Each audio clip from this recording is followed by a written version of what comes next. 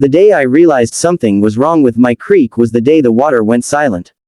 Not frozen, not dried up, silent. A creek that had sung behind my property for decades, soft gurgles, constant movement, had gone eerily still, like it was holding its breath. I remember standing there at sunrise, boots sinking slightly into the mud, staring at water that should have been moving but wasn't. That silence was the first warning.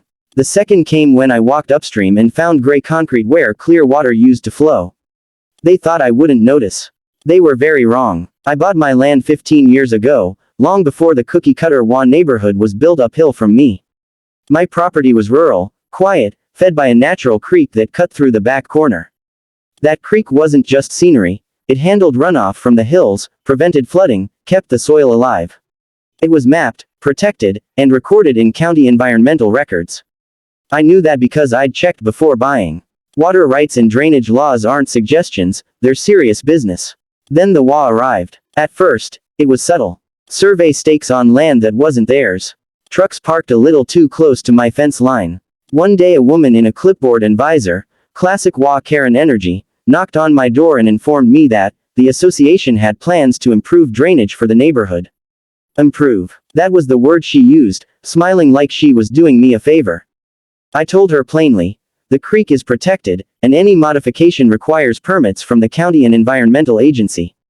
She smiled wider and said, our lawyers have handled everything. They hadn't. A month later, after 3 days of heavy rain, my lower pasture flooded for the first time ever. Water pooled where it never had before. Trees leaned under saturated soil. And when I walked upstream, I saw it.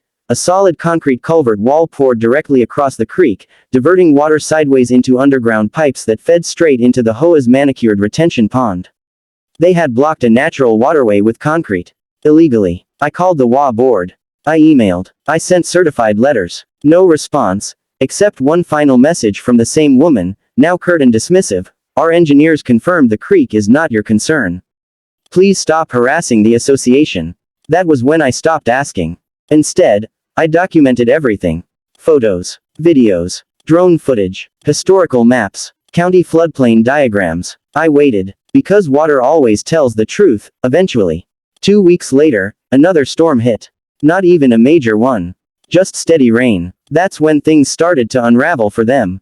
The HOA's pipes backed up. Water had nowhere to go.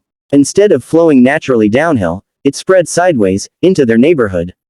Lawns turned into ponds overnight. Basements flooded. Streets disappeared under murky water. Their pristine walking paths warped and cracked as soil liquefied beneath them. I stood on my porch, watching the water rise uphill, doing exactly what gravity demands when humans get arrogant.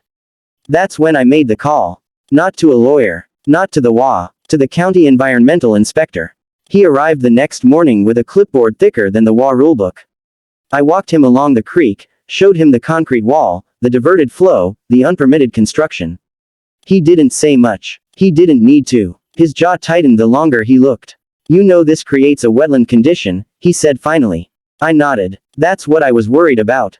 He took soil samples, water measurements, photos. Then he drove uphill into the HOA neighborhood. By afternoon, the panic started. HOA board members scrambling, trucks rushing in. Someone tried to chip away at the concrete with jackhammers, but it was too late. Once inspectors document an environmental violation, you don't get to undo it quietly. 3 days later, the notice was posted. The HOA's entire lower section, 27 homes, the park, and the retention pond, had been reclassified as a protected wetland zone due to illegal water diversion and sustained saturation. That designation came with consequences. No rebuilding without federal approval. No draining without environmental oversight.